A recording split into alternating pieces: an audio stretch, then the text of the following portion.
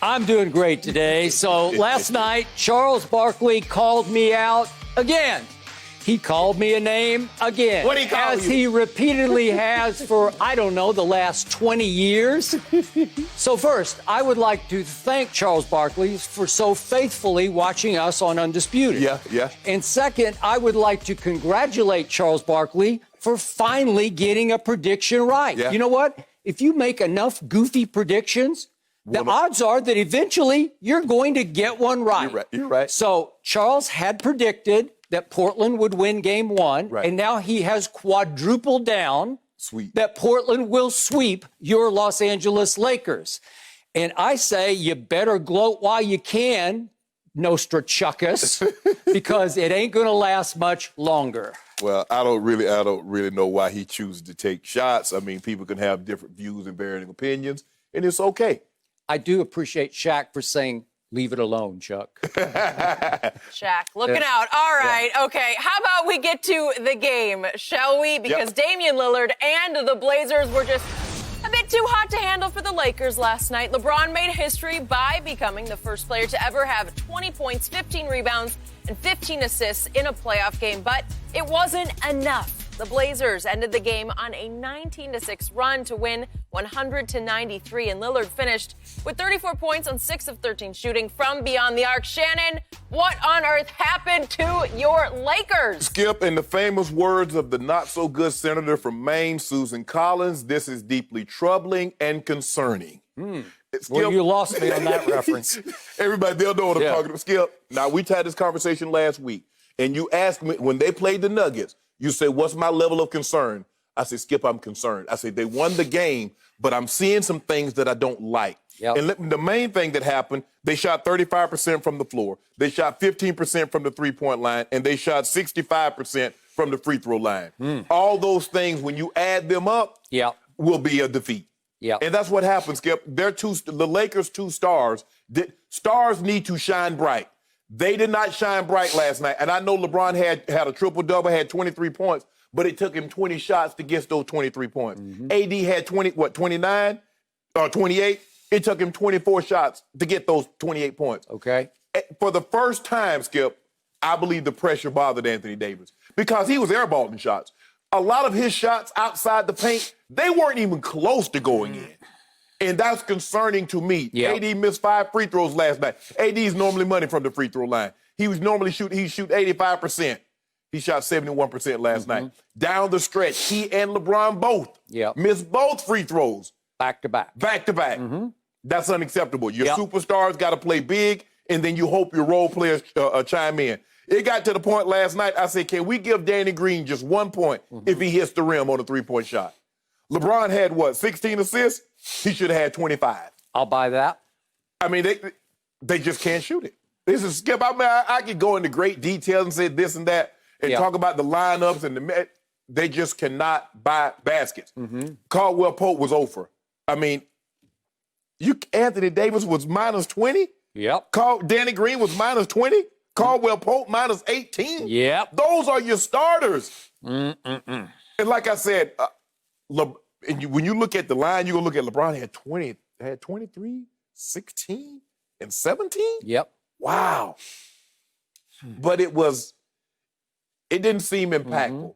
Normally a stat line like that from LeBron is impactful. You know his imprint is on it. I am with you. When I saw it after the game, I was like, wow, I missed that. I didn't even know he was doing that. But Anthony Davis, Skip, he's got to play better. Another 2-point outing in the fourth quarter. And there's a reason why they're letting you shoot those threes. There's a reason why they're letting you shoot those 20-footers. AD made basically 2 points outside of the paint, Skip. That's not good enough. He's better than that. Stop shying away. Stop doing those floaters. Put the ball on the floor and get to the rim and get to the free throw line. He shot 17 free throws. He should have shot 27 free throws. If he wasn't going to bail the Blazers out, he bailed them out a lot. But, Skip, I'm concerned because the thing that's most concerning to me is that there's nobody on the horizon that can help them. Rondo don't shoot any better than what they have on the court. And, again, the thing that concerned me last week against the Nuggets, I say, Skip, that was the second unit that shot 68% from the floor. If they can't stop them, Yep. how in the hell are they going to stop the Blazers or anybody else in crunch time? And that's what we saw last night. They couldn't stop. They went on. Blazers went on a 19-6 run and basically blew the game open. Okay. So let me start with the very biggest picture from last night. If you shoot 5 for 32 from 3 against the worst defensive team in the bubble and in the league, the worst. Yes. 5 for 32 is 15.6% from 3, and you give up 24 points from the three-point line because they made 13 to your 5. Right. You're going to lose that basketball game. And it's not a blip. It's now a trend in the bubble because your Los Angeles Lakers in now 9 bubble games, 8 regular, that one last night. That's a nice sample size. It's pretty good. You're shooting 28.7% from the three-point line. This is among 22 teams that were in the bubble. You're dead last. Yeah.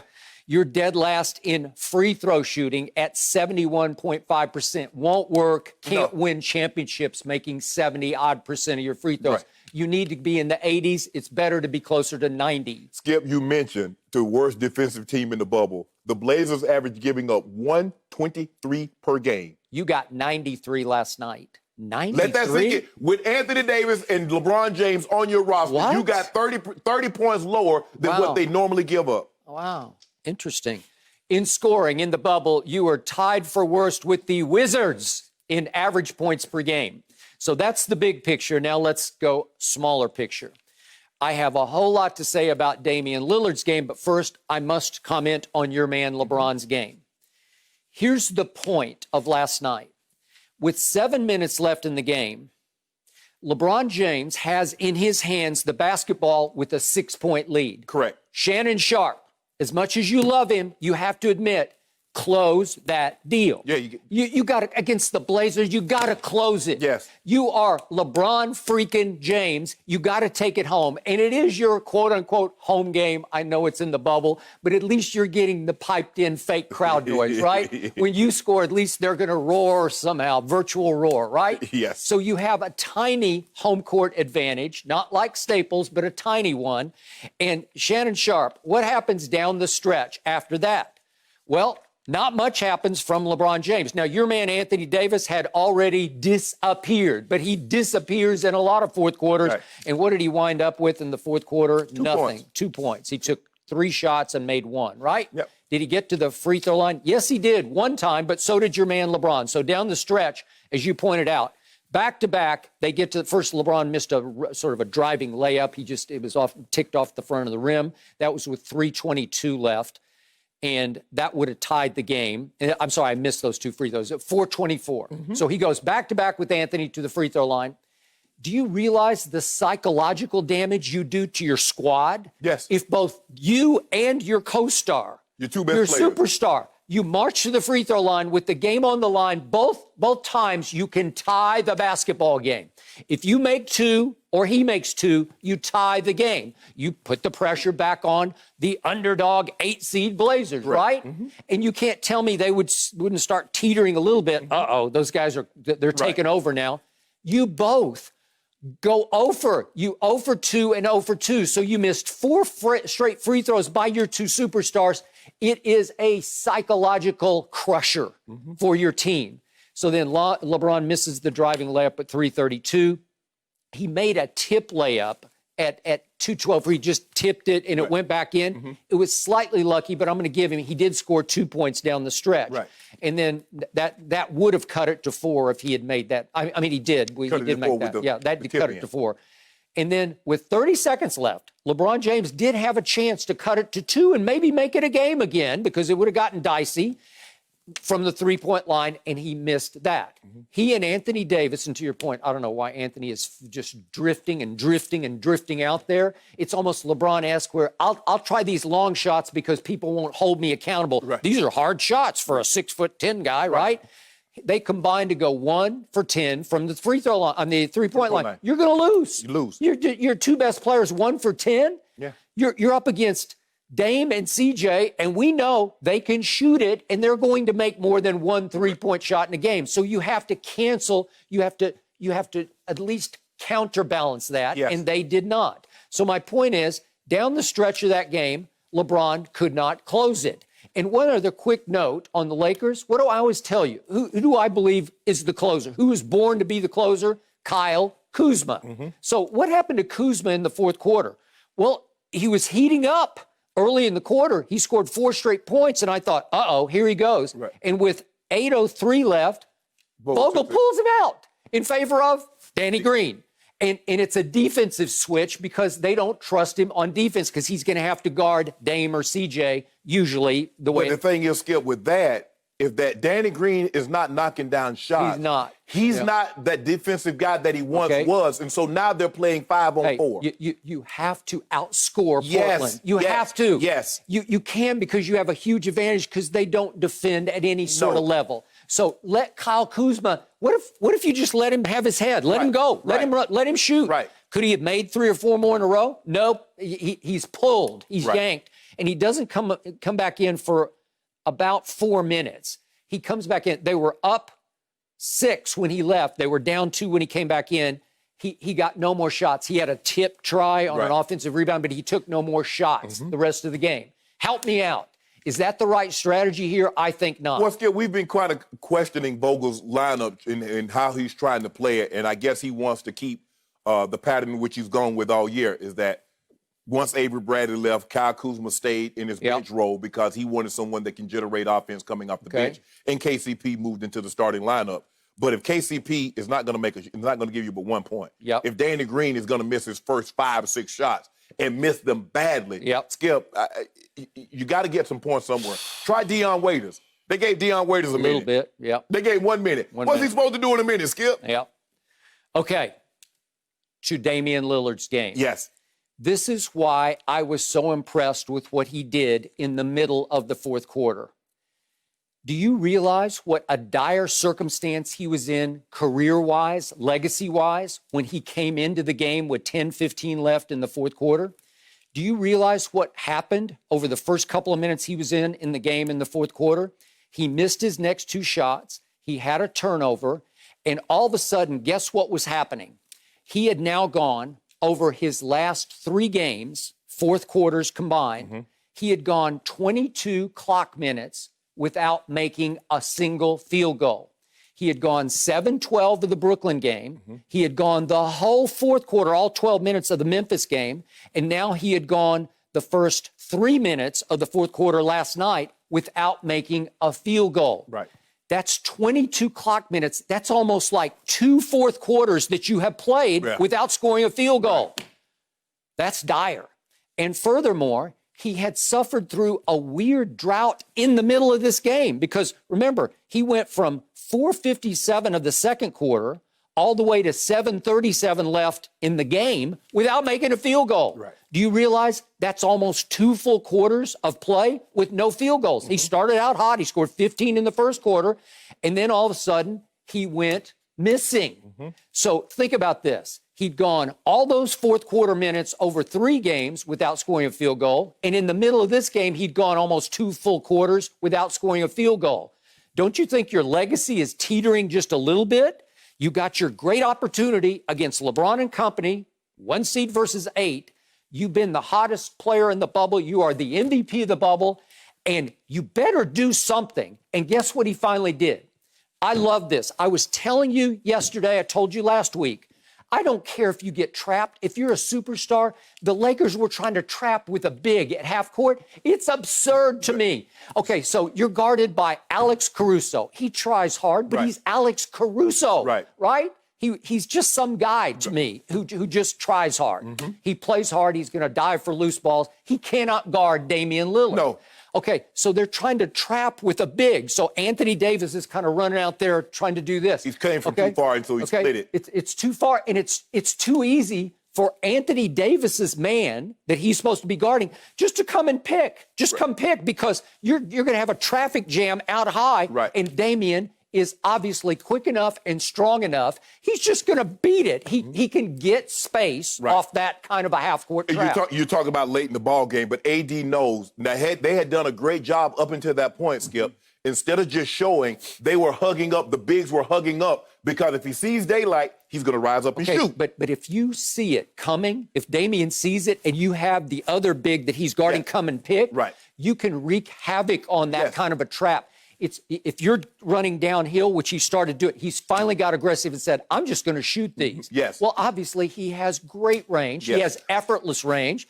So with 7:37 left, he just rose up and made one from 26 feet, and that was to cut it to 3. And that was a big shot just to kind of save the game at that point. Because, Skip, you know what happened? That was the one that they were the loose ball. And all of a sudden, Nurkic get it, they pass it to him, and the clock is running down. Okay. And then he gets a little farther with each next shot. The next one comes with 5:46 left, and it's to tie. And this one's from 30 feet. So he goes from 26 feet to 30 feet. Now he's starting to feel it, and he makes it. And all of a sudden he says, okay, let me try for a trio here. And he goes for another 3 with 3:13 left, except this one, he rises up from 36 feet. That's a logo Lillard shot. And that was the biggest shot of the night from Damian, because that put them up 3. And all of a sudden, the whole game was tilting back toward Portland. Okay, this is just me. You can say I'm nitpicking, but I told you yesterday I wanted to see him continue to step on a throat, to close the deal the way I saw Jamal Murray two days ago now, the Denver-Utah game. Remember, Jamal, over the last 139 of that game, in a shootout with Donovan Mitchell, scored 8 straight points over 139 and then 10 points in overtime to just slam the door on the Utah Jazz. Well, I wanted Dame just to finish it off, but he didn't. He deferred. He took one more shot and missed it. But the biggest shots of the night, the dagger shots, that guy, Melo, who is that guy? Where did he come from? He made a huge shot, and so did the new guy. The new kid, Gary Trent Jr., makes big shots. That's 2:33 left and 1:15 left. Dagger, ball game. Skip, but when you look at Dame, Skip, he understands the game. He'll take what you give him. Now, he's just not going to okay, they did a great job shoveling, funneling to the side, trapping and getting the ball out of the hand. Now, if you leave him in the middle of the court, you're at his mercy, because he's going to either split it or he's going to go around the big. And you know you can't just show with him. You have to hug up. And if the big that screened you rolls to the basket, well, somebody's going to have to come, make him make the extra pass. But if you don't show, if you don't hug up with him like AD didn't, like Dwight Howard didn't, he's just going to rise up from 35, 36 feet. And Skip, if you watch him in the game, he's hitting in warm-up, he's hitting 6 or 7 of those in a row. So he's feeling very comfortable in that situation. But when he started the fourth quarter on the bench, Skip, that's when the Lakers got to make their move. When your best player is out, the team that's down, or you're up by a little, you make your move and you get some separation. Because they could not get the separation that you look at when LeBron goes to the bench. What does the opposing teams do? They get separation. They weren't able to get that kind of separation, and Dame came back in, and it was like he never missed a beat, Skip. He did what you asked him to do. Okay, he went and got 9 points. He got you 2 assists. He had the big Melo. Maybe it was to CJ, but he had a big assist. 2 up with the last one to Nurkic. The game was already over at that point in time. But Skip, he's special. He's a superstar, and he did it. And what I'm telling you, and you lost track of this, the perspective on it. He was in dire danger of really having a big asterisk on his resume. If he kept going silent in fourth quarters, if he had kept silent in that fourth quarter the way he was, 2 big droughts, there was a lot of pressure on him because he's obviously has high basketball IQ. He knew what was happening, and I applaud him for, under the pressure of the circumstance, making those 3 shots. He was due, he owed his team, and he gave his team in the middle of the quarter 3 big shots that saved the game. Skip, he's a small man, but he's a heavyweight. He has one-punch knockout power.